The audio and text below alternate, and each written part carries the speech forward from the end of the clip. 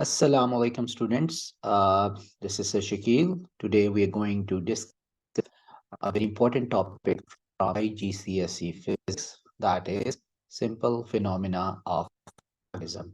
So in this topic, we're going to study about magnets. You know, magnets are a very important part of it. We use magnets any place at many places, from all the that we use at our home to the door catchers, to cupboard catchers, and then these are used in industry as well. So today I'm going to discuss this chapter in two parts. So today we'll study the first part of this chapter, which includes points from 1 to 6, in which we will introduce our stuff with the basics about the magnets. So first of all, we have to see that what is a magnet. Okay, so if we talk about magnet, you must have heard the word magnet. So whenever we heard the word magnet, attraction comes in our mind. We say that this is a material that is something, but a precise definition is as follows. It is a material that can produce its own field on some specific material. Okay, how many types of magnets are there? Well, interestingly, there are too many types of magnets that are used nowadays, but all of the magnets are categorized in two groups. One is the solid magnets, which is in the shape of a bar, so bar-shaped magnet, like, and then the U-shaped magnet, like, and then the ring-shaped magnets. Rings are actually used in the loudspeakers, and those are in the shape of a ring, and it can be like this. So the ring is like this. So in the center is the North Pole, and at the edges is the South Pole. Okay. Okay, so the next magnet is the electromagnet. And electromagnet, you know, it consists of two words, electricity and magnets. So this is the magnet which is due to flow of current in the wires or coils or the solenoids. So here I have drawn an electromagnet, which is solenoid. It has the many turns of the wire, and that is connected to a cell or battery. So you have to connect that to the cell or the battery like these two ends. So these ends are connected to a cell like this. Let's say this is a 9-volt battery. Current flows from there, goes into the solenoid and gets back. So this acts like a permanent, like a magnet. So this is known as electromagnet. So this works on the electricity. That's why it is named after that. Okay, now let's look upon the bar magnet now. So bar magnet, as its name is suggesting, it is in the shape of a bar as shown in the figure. So this is the real-time magnet that we use in the lab as well. So it is the most common magnet being used, and it is in the shape of a bar. And it is an artificial magnet actually made up of the steel, because from the earth we get the magnet in a raw form, which is not in this form, and the actual magnets which we get from the earth's crust are brittle, so they can break easily. That's why in the lab where we do scientific experiment, we need some magnets that are hard enough so that they may not be broken. So that's why we convert steel into magnets, and you know, steel is very hard material. The next thing is very interesting, which is the poles of the magnets. So the bar magnets have two poles. In fact, all the magnets have two poles, as here one is the south pole and one is the north pole. So north pole and south pole are the two poles. Okay, so what are these magnetic poles? So magnetic poles are the parts of the magnet that exert the greatest force on the materials. And magnetic poles occurs in the pair, usually called north and south. And you can see from here, these are the iron filings, small pieces of iron. So those are attracted by the north pole. Okay, how to find the poles of the magnet? Let's say we have a magnet, bar magnet, on which the poles are not marked. I don't know which pole is north and which pole is south. So what we're going to do is we're going to hang it with the string, and then when we suspend it, magnet will automatically set itself so that one end will be pointing towards the north and the other end will be pointing towards the south. So we say that the end which is pointing towards the north is the north pole. So let's say if this is north, so this one is north and this one is south. Like here, if this is north of the earth and this is south of the earth, so the pole which is facing towards the north of earth is north pole, and the pole which is facing towards the south of the earth is the south pole. The next thing is a law of poles. So it's very simple. Like poles repel while unlike poles attract each other. It's like law of charges as well. In electricity, we studied law of charges. That was like charges repel, unlike charges attract each other. So same is here. So if you bring two bar magnets together such that they face similar pole towards each other, so they are going to repel. So this shows repulsion. Again, south, south, same poles, so repulsion is there. But if the opposite, like the north south, so attraction happen and attraction happen as well. So we can say that for these two, it is repulsion. Why? Because the poles are opposite. And for these two, it is attraction. Why? Because the poles are poles are opposite. Sorry, for the previous one, the poles are opposite, like the poles are similar, like the two north poles, same poles, and the two south poles, same pole. But for the attraction to happen, opposite poles must be there, because law of poles is like poles repel while unlike poles attract each other. Okay, let's move to the next thing, which is the solid materials. Well, solid materials. So when we heard this word, a lot of solids can come into our mind, but we will pick only which is related to the magnets. So the solid materials have two categories: non-magnetic materials, and then the other is magnetic materials. Okay, magnetic materials are can be attracted by a magnet. Like if you bring them closer to the magnet is going to attract them. And similarly, they can be transformed into the artificial magnets. And the examples are like iron, steel, cobalt, and some alloys. And the non-magnetic materials are the one which cannot be attracted by the magnets, and they cannot be turned into the magnets as well. So like all the non-metals, let's say glass, plastic, rubber, wood, these are non-metals, so these are non-magnetic materials. And in the metals, copper, like all the connecting wires are made up of copper. So copper is a non-magnetic material. Then stainless steel. So at our houses, we cook food in the pressure cooker. So pressure cooker is made up of stainless steel. And then aluminium. Aluminium, usually at homes, the windows are made up of aluminium. So this aluminium, and then aeroplanes, jet planes, fighter planes, or the passenger planes, these are also made up of aluminium. So aluminium is non-magnetic material. Okay, the magnetic materials are further categorized in two groups. One is the hard magnetic material and other is the soft magnetic material. That's quite simple. Okay, the permanent magnets are made up of hard magnetic materials, and the example is steel. These materials retain their magnetism once magnetized. Like these are the bar magnets and the U-shaped magnets. So these are uh, actually hard magnetic material. One more thing about hard magnetic material is they are difficult to magnetize. difficult to magnetize. Like if you want to turn them into magnets, you have to do a lot of effort.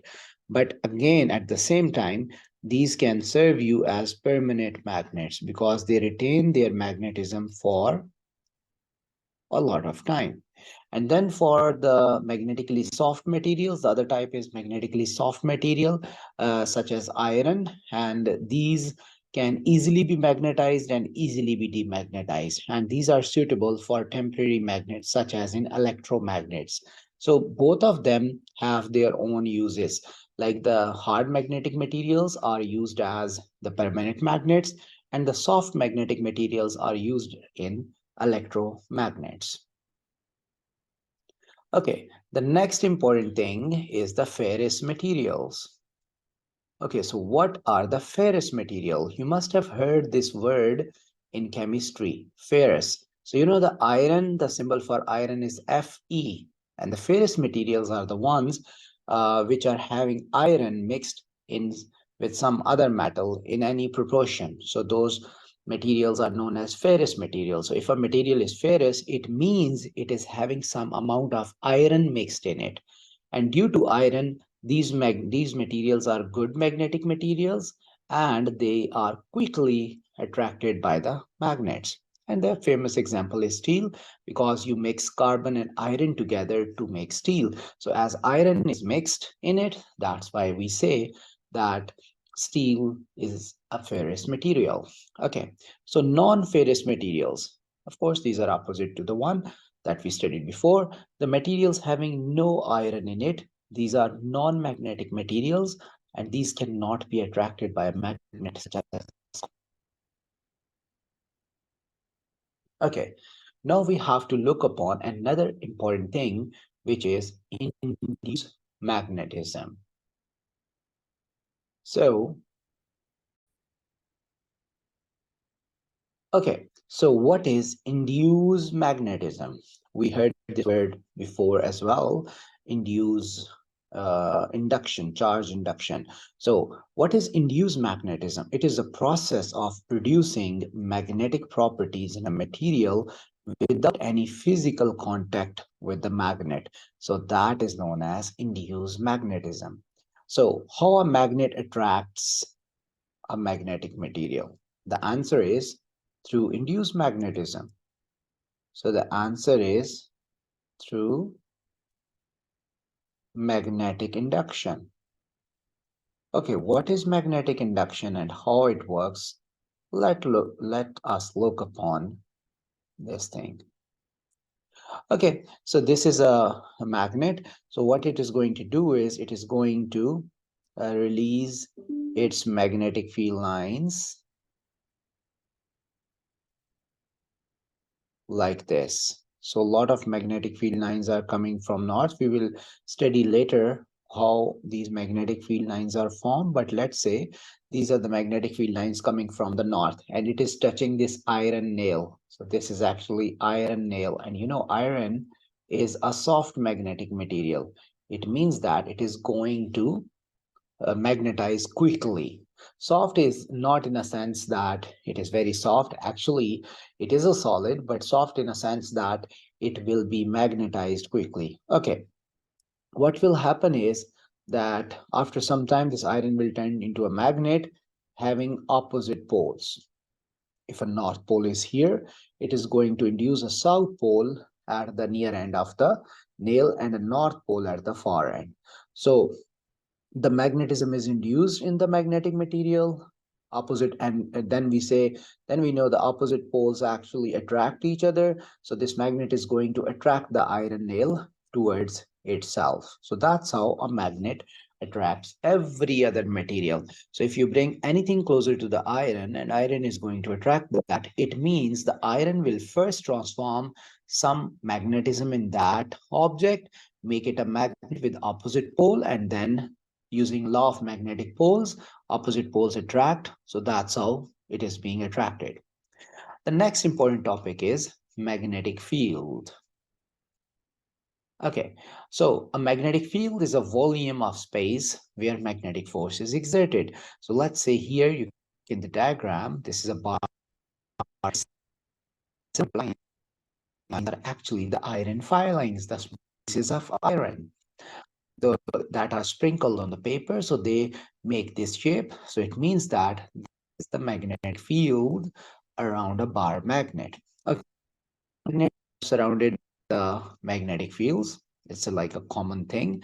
The shape of the magnetic field can be shown by filings. Like if you want to quickly look at the shape, then you just place a magnet on a paper and then you sprinkle iron filings on it. So iron filings got this shape. So it means that this is the shape of the, or you can use compass as well. So we'll look upon the compasses in the next few slides.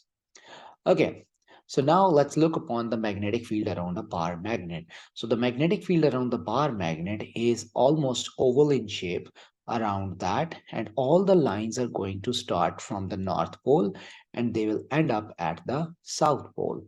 So the lines are having arrows as well. So the arrows on the field lines, oh, by the way, these lines are known as the magnetic field lines. So all these lines start from the north and end up at the south, start from the north and end up at the south, and start from the north and end up at the south. So, okay, so the arrows on the lines actually show the direct force on a free to move north pole.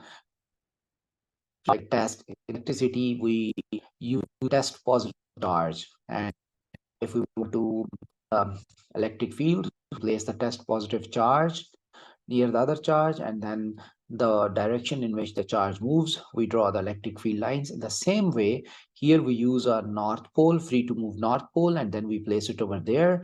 And then, for example, if I place a free to move north pole over here, so this north of the bar magnet repel it and it will move along this path.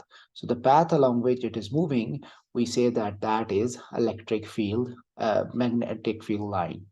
The next thing is, the stronger the magnetic field, the denser the magnetic field line. So here in this circle, the lines are too much. It means field is very strong here. And at this place on the side, the field is weak. So it means that magnetic field strength depends upon number of lines. If more lines are there, it means that magnetic field strength is stronger. Okay, let's draw the magnetic field pattern now. And this is a bar magnet. The first line is always from here, and then the next line, you start from here, and it goes a bit closer to the magnet and end up at the south. So arrow is like this, moving away from north and going towards south. The next line starts from north, goes a bit further away, and then it ends up at the south. It's the same way. And then the line goes and longer path, and then it will be returning here at the south pole, and same is the pattern on the other side. It will be like this.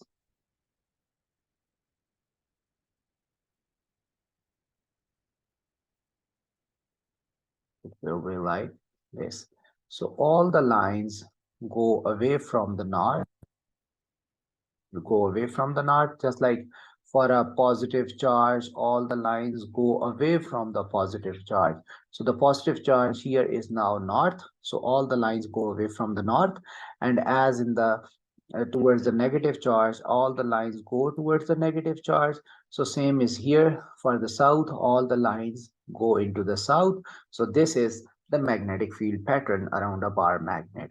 So now if you bring two poles together, two opposite poles, then the lines would always be away from north and towards the south. So we say these are away from north and towards south. This is very important. So this is, let's say this is the uniform field. Is the uniform field, and then if you bring two similar poles, the lines repel each other, and this is the magnetic field free region. There is no magnetic field because the lines are repelling. And again, this is when you bring two south poles together, the magnetic field lines repel each other. In this diagram, This is, let's say, a North Pole, and this is a North Pole. So the bright lines, these bright patches show the iron filings, and the dark shows there is no iron filing. So you can see over there that all the lines are, you can see here, all the lines are going away from each other, just like we studied here. Okay, what is a magnetic compass? Magnetic compass is, I hope everyone is aware with magnetic compass. Like this is the magnetic compass. It is having north, south, east, west, and then it consists of a strip. One end is painted red and other is silver. So red one is north and silver is south. So the magnetic compass consists of a tiny floating magnetic strip, and this strip, the strip here is actually magnetic. The north pole of it is always pointing towards the north of the earth. So what are the uses? It is used to navigate, people in the sea or in air in initial days when there was no GPS, they use maps and this compass to navigate for the direction. It is also used to plot the magnetic field around the magnet, and it comes like this. This is a magnetic compass. It is filled with some liquid so that the friction is minimized. Sometimes it is water. Then the strip is pivoted from the center, and one end is north, the head one is north, and the tail is south. So this is the north of the earth. So the north of the compass always points towards the north of the earth. Now here I have placed 4 compasses around this bar magnet. So what you have to do is you have to tell that which way compass needle is going to point. Like if, let's say, north of earth is there and you place a compass needle over there, so the compass needle is going to point towards the north, right?